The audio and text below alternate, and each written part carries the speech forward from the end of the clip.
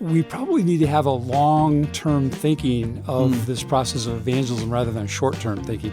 Because if you think ahead to a time when a person does cross the line of faith and does give their life to Christ as a result of you building into them and building a friendship and listening to their story and discerning next steps, and they cross the line of faith. I've seen this happen over and over again, where they turn to the person that prayed for them and they said, "Thank you for choosing me to be your one." They'll be forever and eternally grateful because you chose them to be your one. They're not going to be angry. They're not going to be mad. They're not going to, reject you for it. They're going to be thankful. And I think we have to have that kind of a vision of how God can use us in a person's life.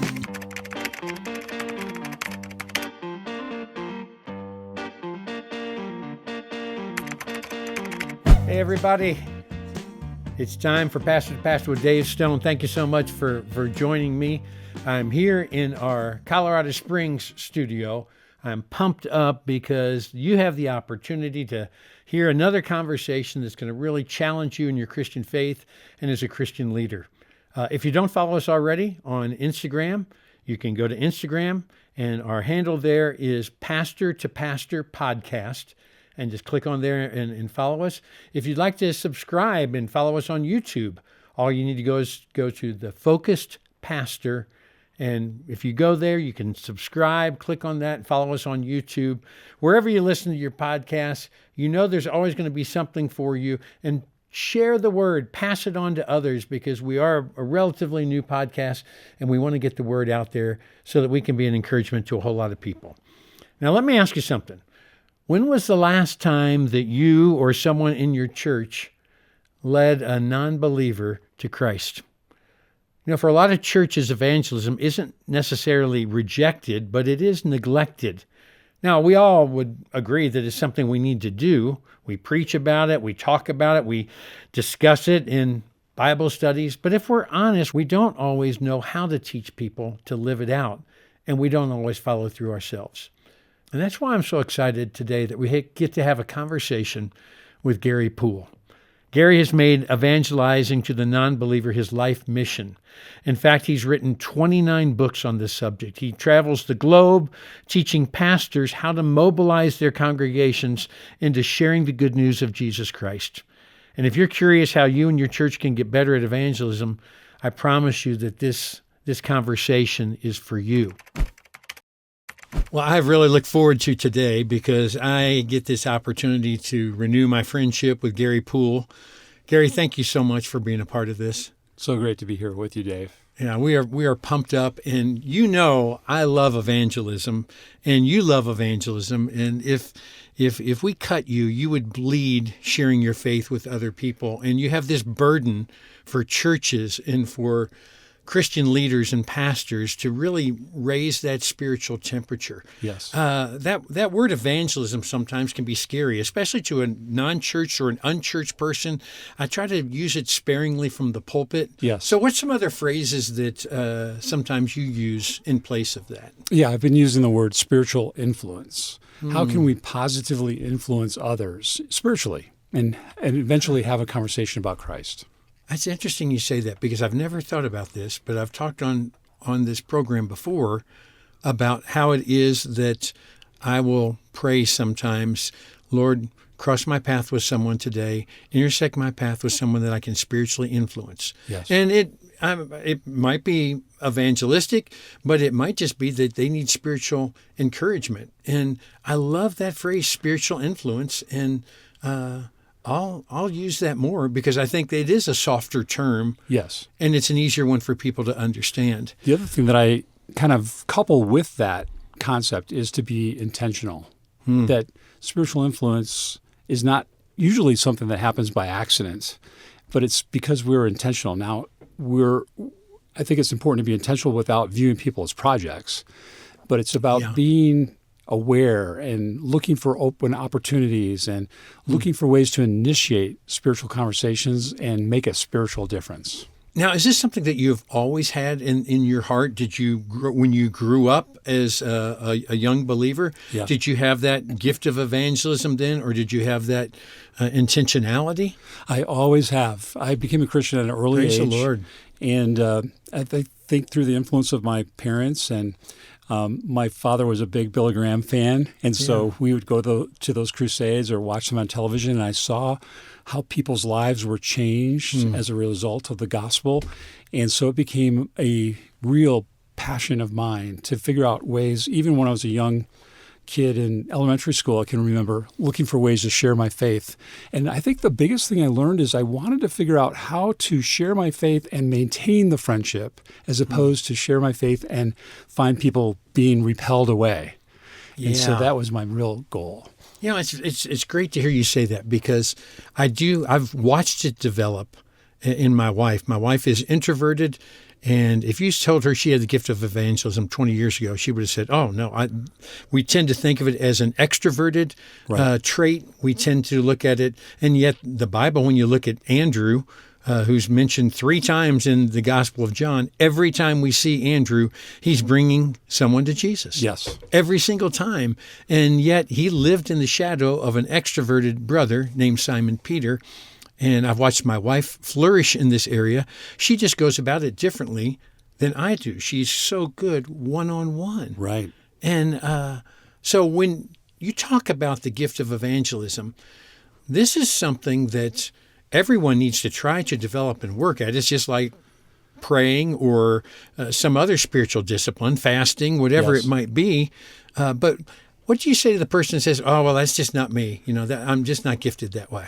Well, I would say if you have a genuine relationship with Jesus Christ, we are, by default, we are his ambassador. We're his representative. And I think a lot of times the question is, what kind of an ambassador are we? Are we a positive influence? Are we intentional? Are we looking for ways to be used of God to make a difference in someone's life eternally? And so that should be everyone's calling, whether you have the gift of evangelism or not. And most of us don't. Most Christians do not have the gift. But I think what I'm most passionate about now these days is mobilizing people, inspiring people, and equipping them to be able to get out there and be involved in evangelism.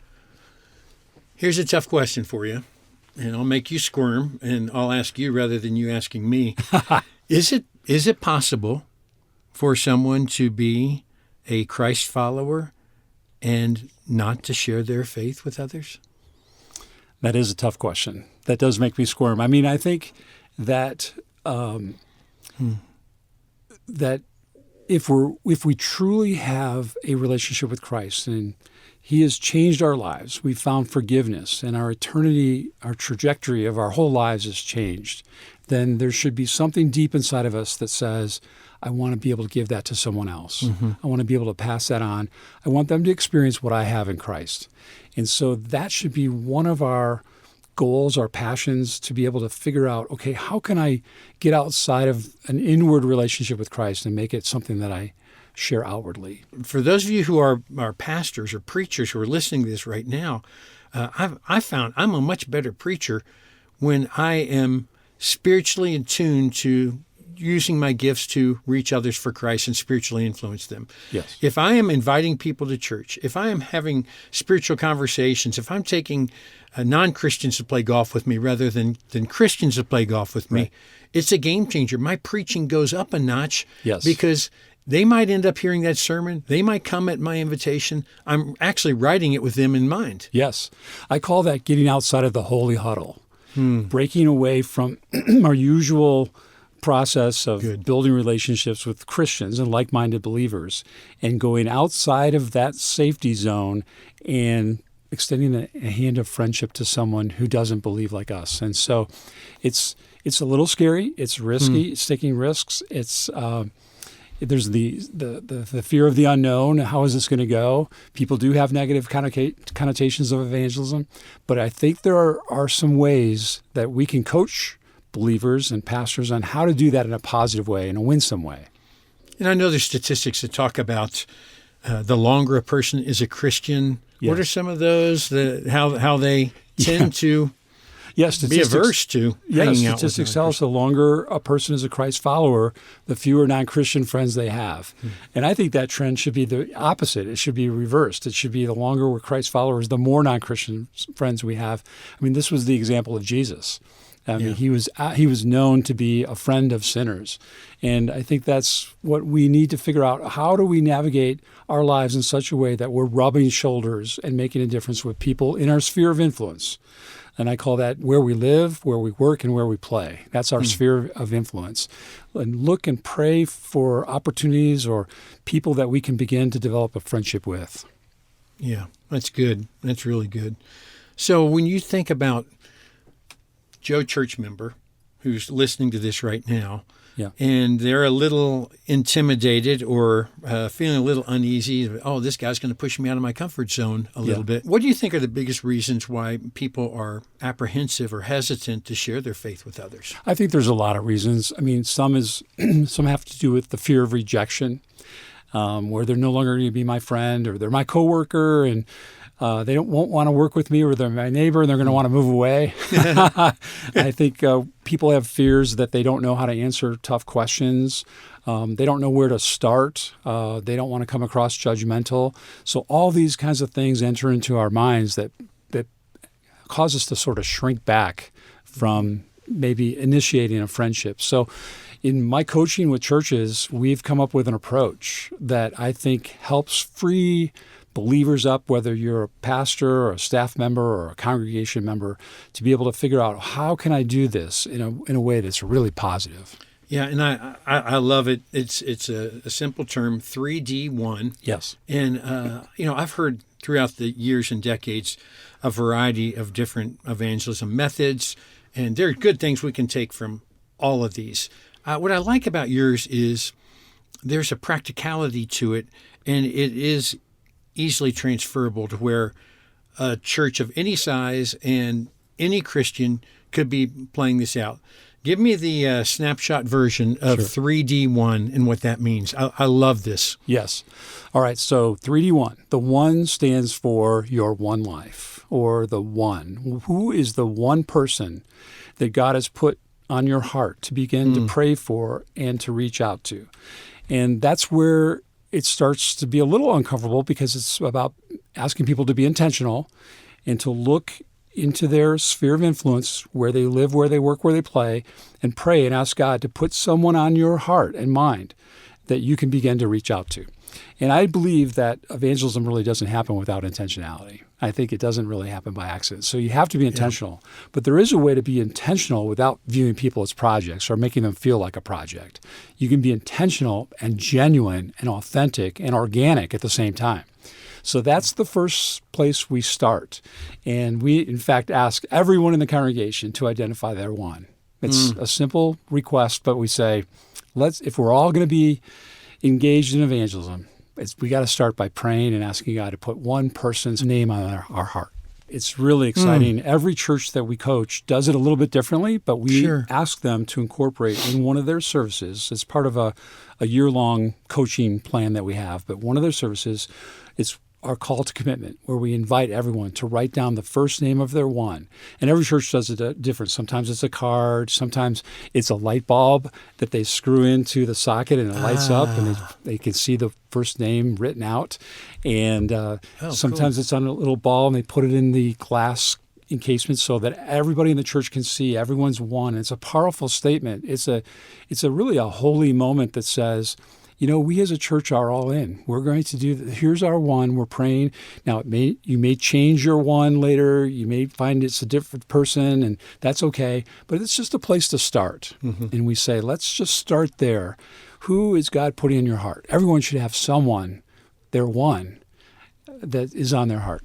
Yeah. So then we move to the 3Ds. The 3Ds are really a guide on what to do with your one once you've selected your one. And the 3Ds the three words all start with the letter D. The first one is develop friendships. And to just focus on that briefly, it's to build an authentic, genuine, ongoing friendship with at least one person who's not a Christian. And we've already talked about this, that's usually not the trend in our spiritual lives as we grow older.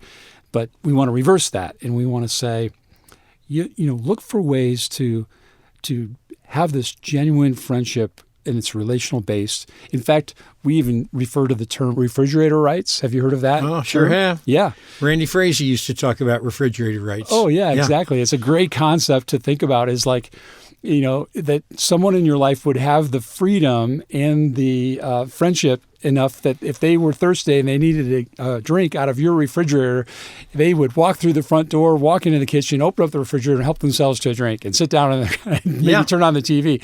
That's the kind of friendship you can have with someone who is not a Christian. Yeah. And that's what I'm talking about is to have that kind of get to know each other and that kind of trust. I think getting outside that holy huddle. Yes. And in building that relationship to where there is that trust. That's right. The one of the reasons we have this first D, develop friendships, is because that most non-Christians, we were talking about what are reasons why non-Christians and Christians avoid each other, is that there is a low level of trust. They don't trust the Christian's motive. They're not sure they're going to be viewed as a project. They're not sure if they're going to feel judged or it's going to be unsafe. And so they have a low level of trust. And anytime you have broken trust with somebody, you've got to work extra hard to kind of reestablish that trust. And that's what we're trying to do, is we're trying to build a genuine friendship so that trust is established in the relationship. That's awesome. What's the second D? Second D is discover stories. And I would say this is my favorite D because it's the real paradigm shift in our evangelism approach. And it says, discover the story of your one friend. Learn who they are, learn where they're coming from, get to know who they are, not just their spiritual story, but their whole life story. Find out where they grew up and why they chose the career they did and who their family is and their hobbies. And then what do they think about God and what do they think about life after death and what do they think about Christianity. And when you do that, you actually find commonality, and that builds bridges of trust as well. So look for ways that you have things in common to share commonalities. And what I like to say about this deed to discovering stories, the reason I call it a paradigm shift is because most people think of evangelism as I've got to share my story and then I've got to share God's story. But we skip one of the most important steps in the whole process, and that's to hear their story first. And you know what I found? Non-Christians love to share their story. They just haven't found Christians willing to stop talking long enough to ask them about their story. Oh, there's a lot of truth to that. Yes. So we coach our Christians on how to hear their story. We say, ask more questions than you answer and listen more than you talk. That's what this D is all about. It's about... Oh, that's good. It's about listening. Say that last part again. Listen more than you talk. Listen more than you talk and ask more questions than you answer. And this really helps a person to feel heard and understood. And when a person feels heard and understood, then they feel valued. A lot of times, non-Christians don't feel valued in the evangelism process. They feel devalued. They feel judged. They feel put down. They feel like they don't know what you're talking about. And when they feel really genuinely heard and understood, that's when they feel like you really do care about them as a person, and you're not viewing them as a project. It's not a gimmick. This is not if you do these simple steps, then this person is going to feel valued, and now they'll be interested in the Christ that you love. No, this is genuine Jesus Christ stuff saying, I want to love you in a way that Christ loves people. Yes. And that's the genuineness that you're getting at. Exactly. And another word we can use to describe this is empathy. It's putting ourselves in their shoes and understanding where they're coming from and relating to them. And not judging them and not making assumptions, but truly understanding where they're coming from. And so that's the two elements of these first two Ds. The first D, develop friendships, is all about building trust. The second D, discovering stories, is all about empathy. What's the third D? The third D is discern next steps. And that means to pray and ask the Holy Spirit to give you wisdom as to what's the best next step for my one, especially after building a friendship with them and hearing their story. Now you've got some information where you can process this and pray and say, what would be a best next step for my friend? What's the best next step for them? And there's a whole plethora of ideas out there. It's not always the best next step to invite them to church. That's the usual default that most of us think of is, well, I got to bring them to church. It may not be the best next step. It may be to go back to the first D and just build the friendship and go to a ball game together, or go to dinner together, or play golf together or something. And that's how you build the friendship. And that could be your best next step. Or it could be the best next step is to hear more about their stories. See if you can ask them about who they are and where they're coming from and that kind of thing, to get to know them so that you're expressing empathy. So we teach people to use discernment and wisdom and not just put people into a cookie cutter process. And that trust is so important, because you earn the trust because you have invested in their life, and it makes it a lot easier for them to say, well, I like this person. You've left that fragrance of Christ, that aroma of Christ is there, and there's something winsome about that. I think about in the New Testament where the little children came to Jesus. Yeah. What was it about his personality and nature that caused this man who could hold adults spellbound by the thousands, that would cause children that would want to say, I want to spend time with that guy. Right. And that where they flocked to him. I want to change gears a little bit with this. And I love the whole evangelism approach. I love these 3 Ds. I love being intentional, thinking about your one. And you might be listening right now to this podcast, and you're in your car, and there's a face that's popping up in your mind the whole time that Gary's been speaking. That's no mistake. The Holy Spirit is laying that person on your heart. And I pray that you will begin to build those bridges in these 3 ways, by developing that friendship and discovering their story, and then discerning what that next step might be. But let's talk about it from a church standpoint. Yes. Okay? I know you work with a lot of churches, and this is a passion of yours to encourage churches in this area. What are some of the hesitations that you have heard from pastors when they say with one side of their brain, oh man, we really need some help on evangelism. But then when you start screwing things down a little bit and tightening the bolts and saying, okay, you're going to have to step up in this. What are some of the responses that you get, and what are some of the stories that have come out of that? Yeah, that's a great question. And thank you for asking that, because this has become my passion.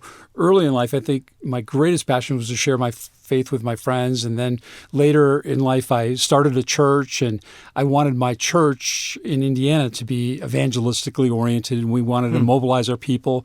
And now I'm in this era where I want to help other church pastors increase their evangelism temperature in their congregations. And so I love working with pastors. I love coaching them in this process and guiding them through something that I've learned over the many, many years on how to help mobilize your whole congregation.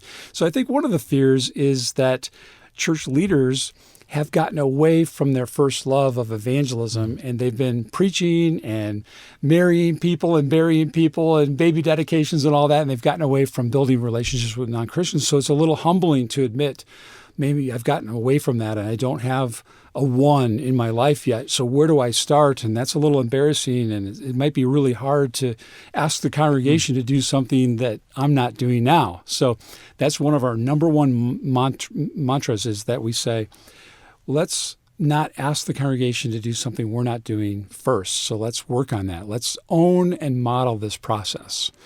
And Lee Strobel, your good friend, who was on this podcast several months ago. If you didn't get to hear Lee, go back, because it is a perfect companion podcast episode to what Gary is talking about. They go hand in hand. But Lee said something that was very interesting that day. He said, when you pull the veil back as a pastor and you say, I struggle with this too. Yeah. I get nervous. I'm scared. He said, those are the churches that do the best job when it comes to evangelism, because that person has admitted it, rather than coming across as a guy of, oh, I'm always sharing my faith with everyone, and you should too. Yeah. And I thought that was very interesting, that just seeing the humanness and, his strength being made perfect through our weakness. Yes, I love that. I think that's so critical, because the congregation then can relate to you, and you're willing to admit some of your roadblocks in the evangelism process, and willing to be transparent. And I think the congregation will relate and watch you in your journey as you grow in this area too, and as you lead and go first. So you're making me think of one of my favorite stories. I worked with a church in Indiana with a pastor named Tom. I love Tom, and he came to me and he said, I've been a church pastor for many, many, many years, and I've lost my evangelism edge, and I'm going to be retiring soon, and I want to leave a legacy that the church is focused on evangelism. Can you help us reestablish that focus? And we did that, and it was because of his humility and his coachability and his willingness to figure out how to navigate this that we were able to work with his church for about a year and a half, almost 2 years. And one of the first things we did is we identified an evangelism point person. I know Lee's talked about this in his podcast with you as well, but I think that's so critical in this process is that we say, okay, who do we want to identify? Could be a volunteer, could be a part-time staff person, somebody that's maybe doing another ministry, but someone needs to be available, and that's who I mentor and coach, who is going to lead this process along with the senior pastor. And so that's what Tom did. And every church has a person who is a bringer, who is sharing their faith, more readily than others of us. And so it's not that difficult to find that person, is it? No, it really isn't. And I'll help them find that person, identify that person. We want somebody who's passionate about evangelism and a good leader, someone who knows how to mobilize people and inspire them and share stories. And so in this particular church that I'm thinking of with Tom, we found Sean. And Sean became the evangelism point person, and he helped lead the way along with Tom, and they would both share stories about their progress with their one. And it really motivated the congregation and it inspired the congregation because they saw their leaders sharing and being transparent about some of their struggles and some of their obstacles in their process. And just to finish this quick story, Tom did end up retiring, and Sean became the new senior pastor. And and he took that 3D1 vision with him, and in leading the church. So they continued that all the way through these years. And then just recently, something that was really inspiring for me was Sean shared a picture where on Easter, this past Easter, he baptized his one in front of the congregation as an illustration to the congregation about his efforts in evangelism and God using him to lead his one to Christ. Amen. Wow. And you know what's cool about that is so often we get weirded out, and I think Satan is probably the one that puts the idea in our mind that, well, if our one ever found out that we're praying for them, or that, like you said, we don't want the person, it's not a project. Yes. We don't have this agenda. We just have a heart for people to know Christ. Yes. And we believe that there is a heaven and that there is a hell. And if Jesus talked about hell even one time, we would have to believe it. But he talked about it 54 different times. Yes. And Jesus talked about it more than anyone else because he wants to make certain that no one goes there. Yes. And he hangs on a cross at the entrance to hell, and he says, the only way that you're going in there is over my dead body. Yes. Yes. And so we've got to have this passion. And so when a person finds out that they were your one, or that you've been sharing with others to be praying for this, my experience has been that person feels incredible value, that you would bring other people in on the play because you have that much of a heart for where they spend eternity. Yes. Dave, I think you're hitting a very critical point that we need to really focus on, and that is probably the number one fear that a lot of pastors or churches have about this process is if we are intentional about identifying their one, and what if the one finds out that they're someone's one, and they maybe come to a service where we're talking about the ones, and they say, wait a second, am I your one? What's going to happen? And I have found that this can be something that's a very positive thing where we're being intentional and prayerfully identifying someone. In fact, what I like to do in my coaching with churches is we do this panel interview where we interview non-Christians during the service. And so we can get into that in a minute. But one of the questions that I ask the panel is I talk to them about this concept of a one. I actually do. I say, what if Christians were to pray and say, who in my world should I be reaching out to and praying for and coming alongside? And I'll ask the panel members, how would you feel if, and I'll use myself, if I chose you to be my one? And I have videos that I will put on our website that show them answering that question. They say, I would be honored to think that you would pray for me, and that of all the people in your world, God has put my name on your heart to pray for me, I would be honored. Because, one of the things about non-Christians that I think we have a misunderstanding about is that they're not seeking or they're not interested, but they are interested. And it would be an honor for them to feel like you're going to pray for them and you're going to come alongside them in this process of building a genuine friendship, not viewing them as a project. Powerful. It is so powerful. And I can think of times when on Easter services or at times when we have a high visitor number at our church, I will say something like, maybe you're here and someone has invited you. Yeah. That is the highest compliment that they could pay to you. Yeah. That they want you to hear some of the things that they're hearing, that they want you to have fellowship with other people, that they want you to have a place that you can call home. I said, what that tells me is if you are here at somebody else's invitation, it says that you're loved. Yeah. And so you turn the tables and you try to take that away. Dave, you're making me think of, we probably need to have a long-term thinking of this process of evangelism rather than short-term thinking. Because if you think ahead to a time when a person does cross the line of faith and does give their life to Christ as a result of you building into them and building a friendship and listening to their story and discerning next steps, and they cross the line of faith. I've seen this happen over and over again, where they turn to the person that prayed for them and they said, thank you for choosing me to be your one. They'll be forever and eternally grateful because you chose them to be your one. They're not going to be angry. They're not going to be mad. They're not going to, reject you for it. They're going to be thankful. And I think we have to have that kind of a vision of how God can use us in a person's life. And it starts with identifying the one. One of the things that I love about you, Garry, is that you have this interest in seeker small groups. I think sometimes they're called spiritual discovery groups. Yes. But the concept is that it's for people who aren't believers. Yes. Which is, I just love it. Unfold that for me a little bit. Yes. So spiritual discovery groups or seeker small groups are small groups that meet on a regular basis, every week or every other week or once a month. And they're designed for non-Christians to investigate faith at their own pace. And safe environment where they get to do all the talking. It's all these 3Ds actually living out in a small group.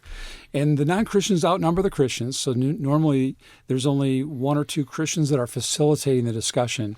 And they've all built trust with these people in their group, and they've invited them. And we have a whole process on how to train people and coach them on how to start these groups.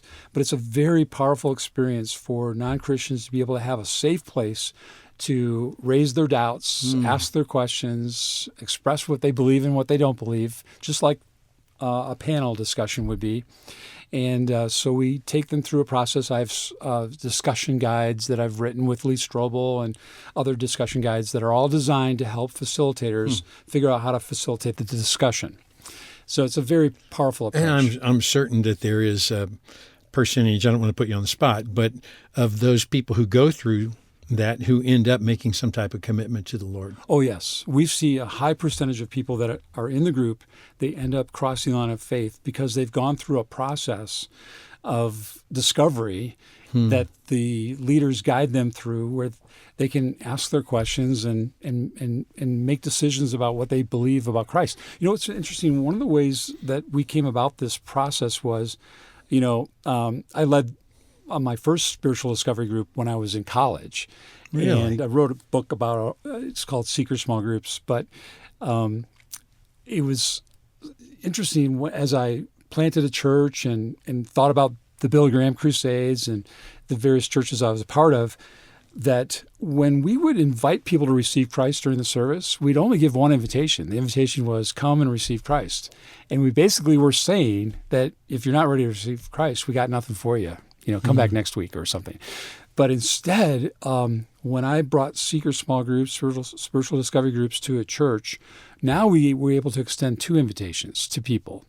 We would invite them to receive Christ, and if they were ready, they could come and receive Christ and get materials and resources on how to grow in their faith in Christ. But we also extended a second invitation. That was an invitation for people who were not ready to receive Christ to get into one of these groups. It would be a safe place for them to get their questions answered and continue the process of discovery, spiritual discovery. Don't you think that one of the mistakes we make is we try to microwave it? Yes. And we try to get it to happen more quickly. And yes, that does happen sometimes. Yeah. You hear about the conversion on the airplane ride or the conversation that the person has on the golf course. But I think they were ripe for it because of all these seeds that had been planted and different things that happened before that. But really, it can be a long journey. That's right. And but it's one that pays incredible dividends. To think that just by sharing your faith with that one, you could change a family tree forever. That's right. It's so powerful. One of the concepts you just made me think of about the power of these groups is that they do meet on a regular basis. And when you are engaged in sharing your faith with an individual, sometimes you can have a really fun spiritual conversation, maybe get in something deep, a question that they may have or something about their background. But then the next time you see the person, sometimes it's difficult to know how to pick up the conversation from where you left off the last time you saw them. Sometimes it's hard to have some ongoing spiritual conversations. You don't want to overwhelm them and that kind of thing. But when a person is in a spiritual discovery group, and let's say the group's meeting every other week, well, then that in 2 weeks, you're going to have an opportunity to pick up the conversation where you left off. It's kind of like a built-in appointment to be able to talk about spiritual things with your people. And what makes it really powerful is the non-Christians outnumber the Christians, and so they're all bringing their questions, and they can relate to each other, and they feel really safe because a lot of times they're in the majority. They're in the majority, and a lot of times Christians, when it comes to evangelism, we want it to feel safe. So we invite the Christian to come to our church service where we're all like-minded believers, and they're the only ones that don't believe. So we feel safe, but they don't, So this is sort of the reverse of that. And so you're exactly right. You really hit on an important point that sometimes it takes a long process of them asking questions, expressing their doubts, reading the Bible together in a group like this, hearing what other people are asking and saying, I never thought of that before. I have that question. And well, that's a good way to answer it. And a lot of times in these groups, I like to call it a self-discovery process. We facilitate a discussion where they have light bulb effects, where they say, oh my gosh, I've never thought of that before. And they're making these spiritual discoveries for themselves. So we're not spoon-feeding them their answers. We're facilitating discussions where they make self-discoveries along the way. And then what's most powerful about this is that when someone in the group crosses the line of faith and becomes a Christian, puts their faith and trust in Christ, the rest of the group can see their life change right before their eyes. They saw them go through their process, go through some of their doubts, and now they're on the other side, and they're saying, I want what they have. And it's such a powerful thing. Let's talk a little bit about something that you just alluded to, and that is of having a weekend where the entire service is built around having non-Christians on the stage.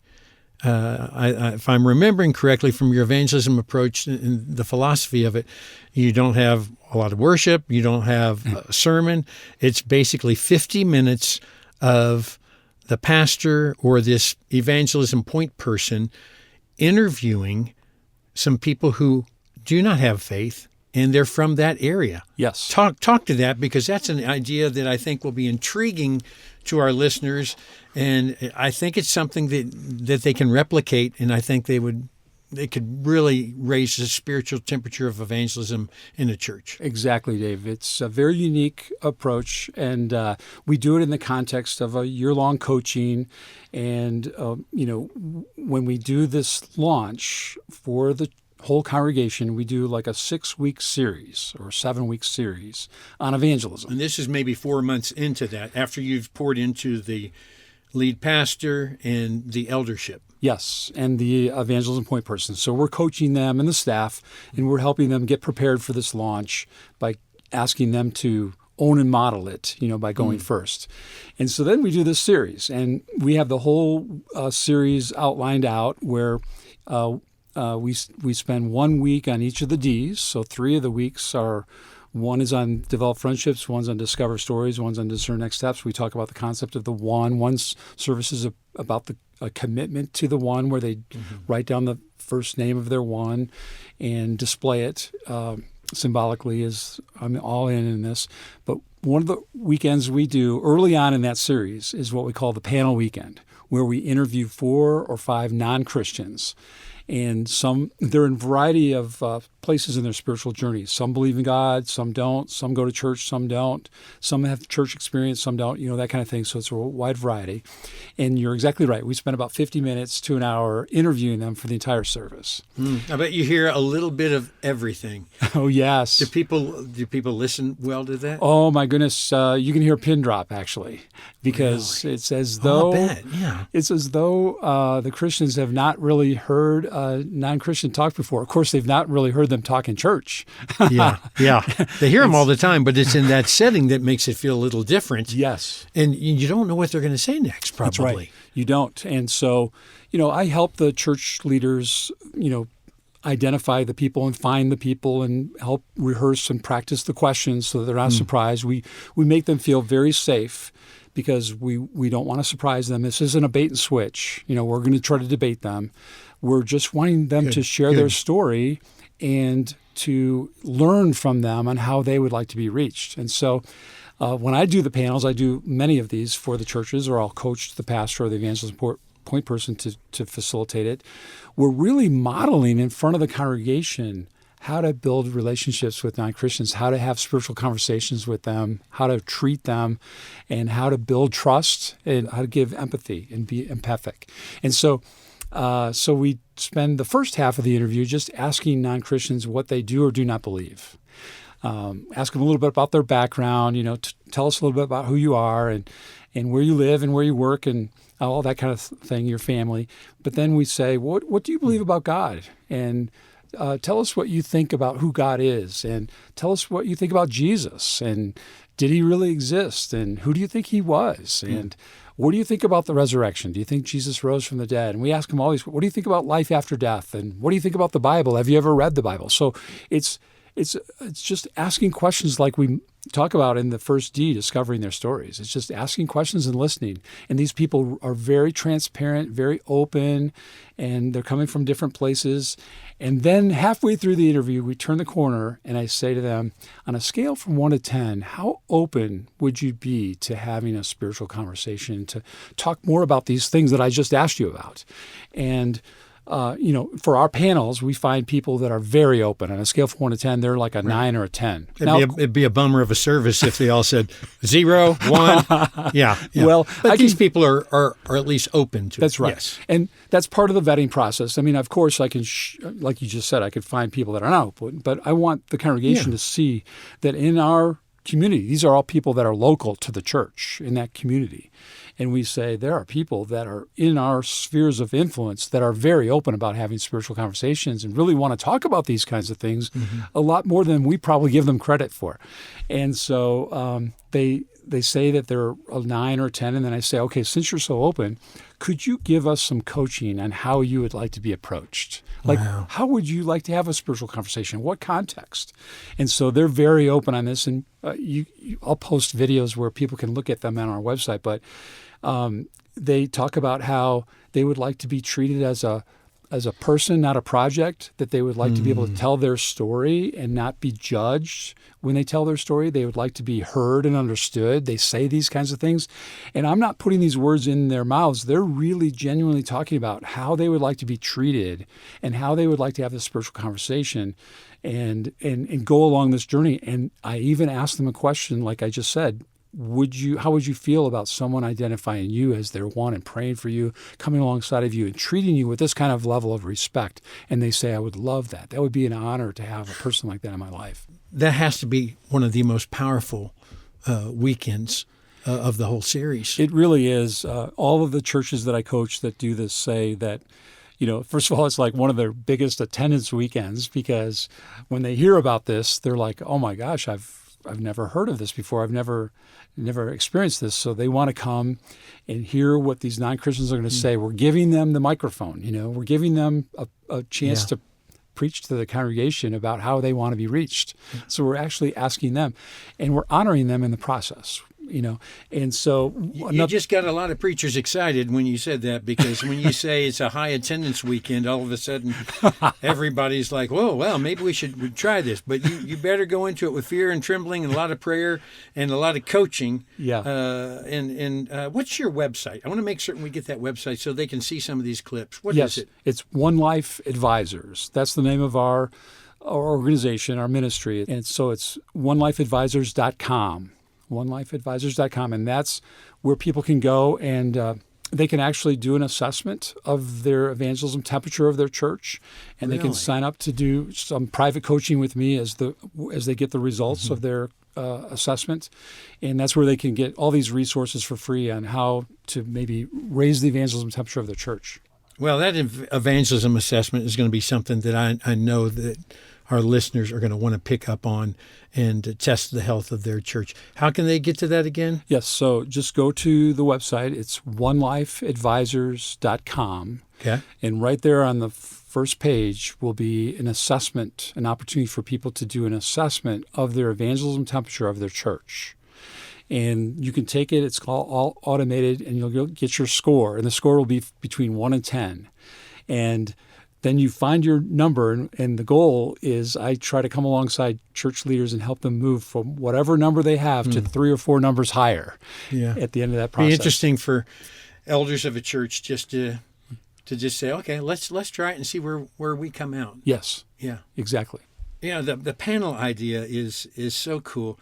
Have there been, there have to be some stories that have come out of some of those things. Yes, Dave. Yeah, one of my all-time favorites is thinking of a church in West Des Moines, Iowa, where we coached them for about 2 years, and they did the panel. And the pastor there is Quentin Steef of Valley Church, and he said that it was one of the most powerful services they've ever had in the many, many years that he's the founding pastor. And I helped them identify the panel members, and we vetted them. And one of the tools that we used to find the panel members was to use Craigslist. We put an ad in Craigslist. I wondered how you got the people. Yeah. And so we put an ad out there, and people would respond, and they'd fill out. What does it say? I mean, what's the ad say? The ads basically says, we're very open about it. There's no bait and switch. We say we're looking for people who are not considering themselves Christians, and that would be willing to talk in front of a church and share their story about their spiritual journeys. And we have a little questionnaire that we have them fill out, and then we read those, and we kind of pick people and interview them and make sure they're a good fit for this. And so I helped them do this, and Quentin did the interview in the panel during the service. He said it's just so moving for all of the congregation to hear people within their community talk about their spiritual journey and where they're at. And one of the panel members, her name was Alexa, and she was very hesitant about filling out this ad and responding to the ad, but she went through the process and she got selected, and she was a part of this. She was very articulate, very, very sharp, and she said afterwards that she was so moved by this panel experience and the way that she felt treated by Quentin and the other church leaders, and how she felt so welcomed and so heard and understood. She felt so valued. And think of this. She did not come from a Christian background or religious background. She never went to church. None of her family members are Christians. She just randomly filled out this ad because she thought was looking for something that she could do and earn a little money because we paid them for their time. And she said that she was so moved that she wanted to learn more about Christianity. She wanted to meet some of these people and get connected. And so she got into one of those seeker small groups for non-Christians to ask their questions and to investigate spiritual things in their own terms. And she got into one of those groups, and over the course of a year, she crossed the line of faith. And she gave her life to Christ, and Quentin ended up baptizing her almost about a year or a year and a half later after she was on that panel.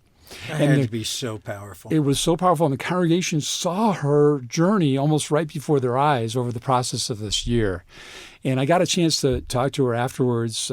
Actually, just recently, I interviewed her about her story, and she was so amazed that she said it was just this response to an ad on Craigslist that caused her to have a spiritual journey that ended up having her cross the line of faith and become a Christ follower, and it's changed her, the whole trajectory of her life. God will use all sorts of creative methods. And praise the Lord for Valley Church, for them taking that step of faith and getting out of their comfort zone and taking that risk of saying, okay, we'll actually let non-Christians share what they think about Christians, and our apathy, our aggressiveness, whatever it might be, and everything in between. Yes, exactly. Yeah. You know, I've talked to a lot of people about evangelism, and about 90% of our people are listening on audio, so I want them to hear what I'm about to say.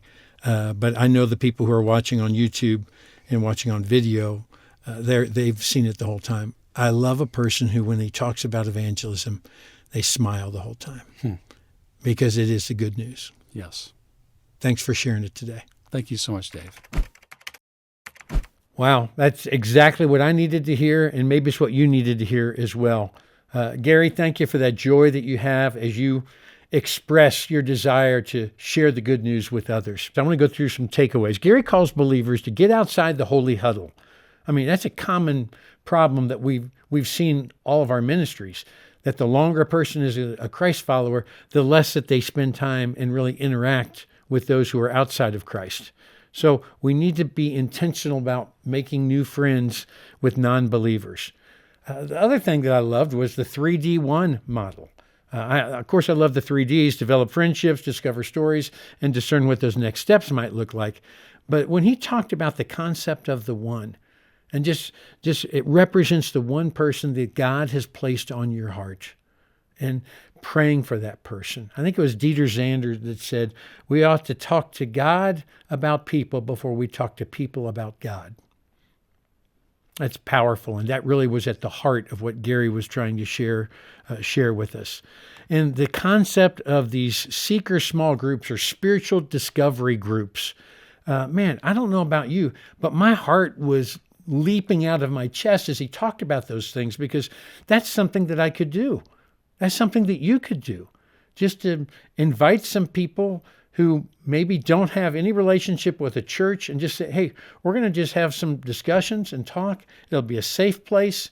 You'll have freedom to ask questions. You'll have freedom to share why you believe what you believe. And I'll just ask that you would listen at some point to what I believe and why I believe it. The other thing, I'll close with that non-believer panel. Can you imagine that? I just picture a room being very quiet and still, because you don't know exactly where the conversation's going to go. It's not clearly scripted like the message that many of you all preach on the weekend, but instead it's just a person sharing from their heart why they're upset with church, why they were wounded, why they don't think the Bible is a book that speaks into their life today. And we get an idea of where it is that people are coming from. I hope some of you will have the guts and courage to try something like that. But don't go into it with fear and trembling. Instead, go into it with the power of the Holy Spirit that is stronger than any force that we could come up with humanly. You might remember a recent episode not too long ago with my son, Sam.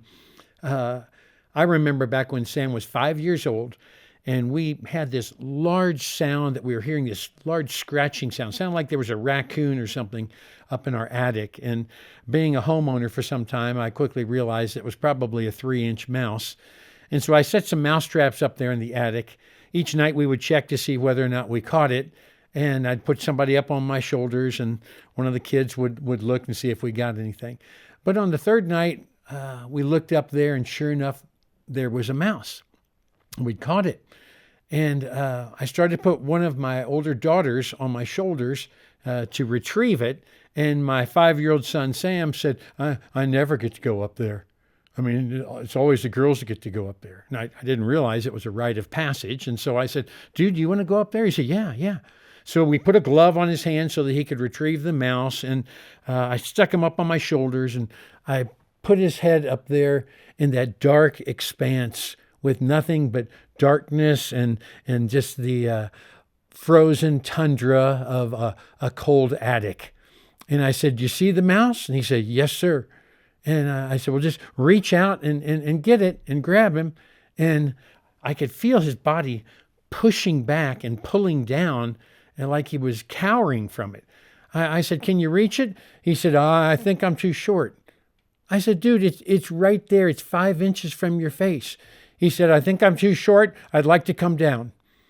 And so I got him down, and I set him down in front of me. And I said, "Were you really too short?" He said, "Well, I was a little too short and a lot too scared."